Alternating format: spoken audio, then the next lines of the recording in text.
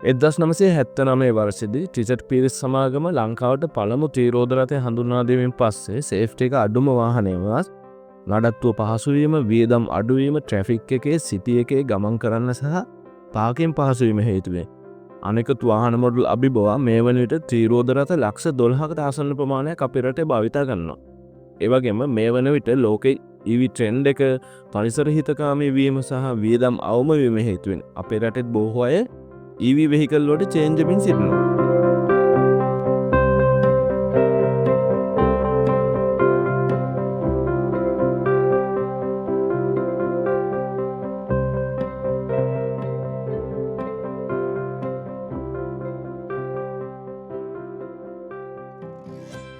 වාහන නිෂ්පාදනය අතින් දිනෙන් දින ඉදිරියට යන ඉන්දියාවේ අංක 1 EV ට්‍රිවිල් එක තමයි ලෝකේ රටවල් 30කට වාහන අපනයනය කරන මහින්ද්‍රා සමාගම නිෂ්පාදනය කරන ටියෝ EV ට්‍රිවිල් සීරීස් එක.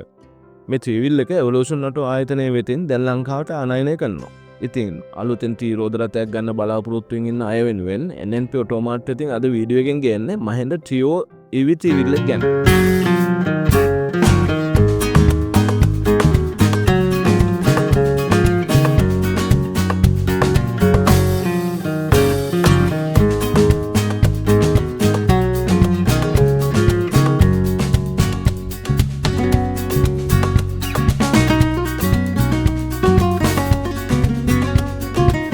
පිටත පෙනුම ගැන කතා කළොත් සිම්පල් වගේම ස්පෝර්ටි ඩිසයින් එකක් තියෙනවා. ඉදිරිපස මැද මහින්ද්‍රා ලෝගෝ එක සහ දෙපැත්තේ හැලජන් හෙඩ්ලයිට්, කුඩා ප්‍රමාණයේ සිග්නල් ලයිට් ලබා ගන්න පුළුවන්. තනි ග්ලාස් එකක් වශයෙන් සවි කරලා තියෙන වින් ස්ක්‍රීන් එකෙන් පියදුරට හොඳ විසිබිලිටි එකක් තියෙනවා. ඉදිරිපස සහ දෙපැත්ත හොඳින් දර්ශනය වෙනවා. තනි වයිප් එකක් ලැබුණත් වීදුරු සම්පූර්ණයෙන් ක්ලීන් කරන්න හැකියාව තියෙනවා.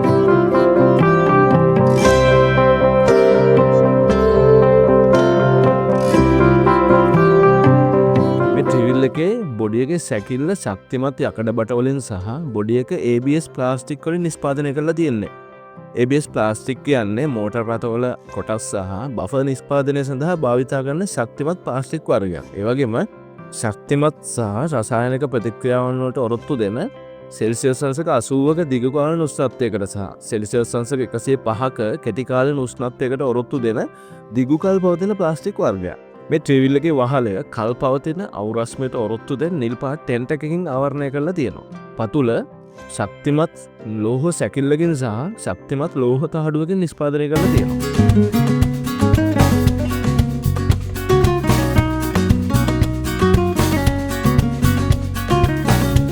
පැසෙන්ජර් සීට් එකේ දකුණු පැත්තෙන් ආවරණය කරලා වම් පැත්තේ විවෘත කරන්න පුළුවන් කෙටි දොරක් සකස් කරලා තියෙන්නේ. මේ නිසා ට්‍රිවිල් එකෙන් දෙපැත්තෙන්ම නගින්න බහින්න හැකියාවක් නැහැ. මේක පැසෙන්ජර්ස්ලාගේ ආරක්ෂාව වෙනුවෙන් ගොඩක් හොඳයි. සාමාන්‍ය ට්‍රිවිල් වල වගේ පසුපසින් විවෘත කරන්න පුළුවන් දොරක් නැහැ. පසුපස වම් පැත්තේ ඉලෙක්ට්‍රික් සහ දකුණු පැත්තේ ට්‍රියෝ කියන සඳහන් කරලා තියෙනවා. මැද මහින්ද්‍රා නාමය එම්බෝස් කරලා තියෙනවා. ඒ වගේම සිග්නල් ලයිට්, ටේල් ලයිට් සහ රිවර්ස් ලයිට් බලා ගන්න පුළුවන්. පසුපස ආරක්ෂාව වෙනුවෙන් ලෝහ බෆර් එකක් සවි කරලා තියෙනවා.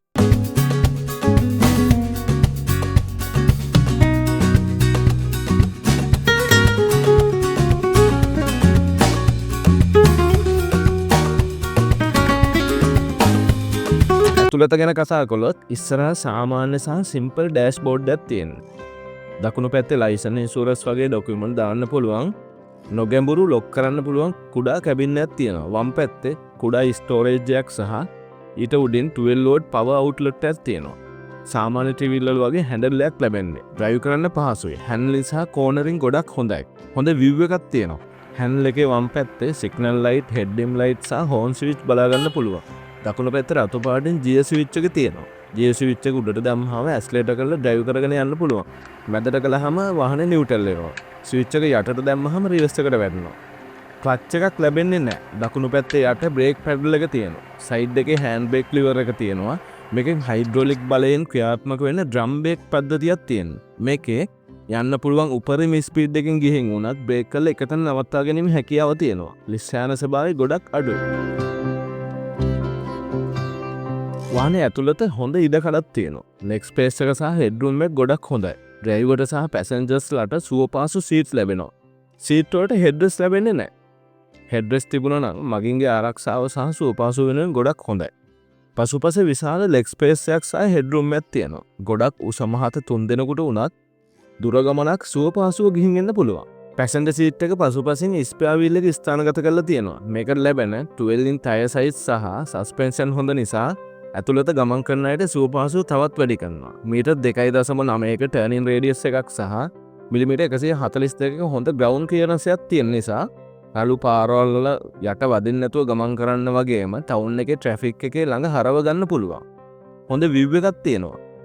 වාහනේ ලෙන්ත් එක මිලිමීටර් 2069යි.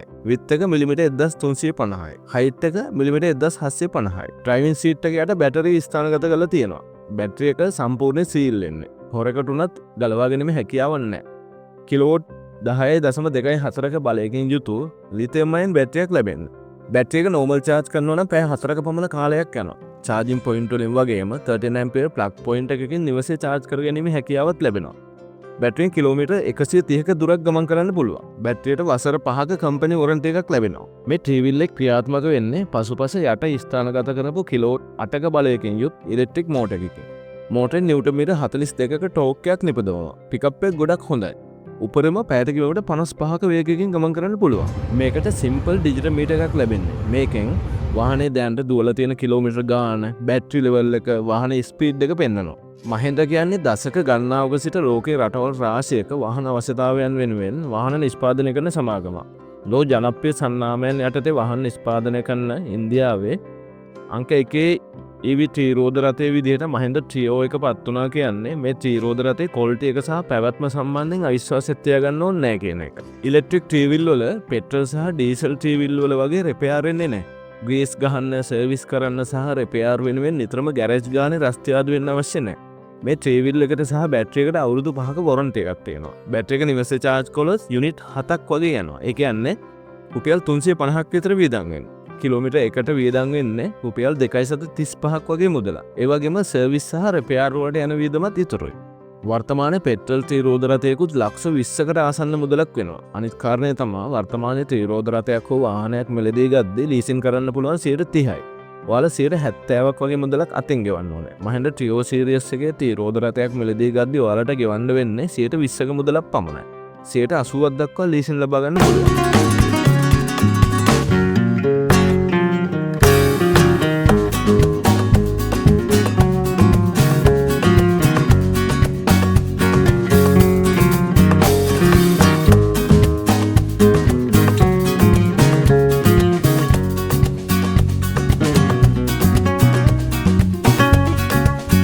NNP ඔටෝමාට් එක එකතු වුණ ඕගලන්ට ගොඩක් ස්තුතියි. YouTube එකේ NNP ඔටෝමාට් කියලා සර්ච් කළොත් ඔයාලට අපේ අනිත් වීඩියෝත් බලා ගන්න පුළුවන්. channel එක subscribe කරලා bell icon එක press කළොත් අපි ඉදිරියේදී දාන වීඩියෝත් ඔයගලන්ට බලා ගන්න පුළුවන්.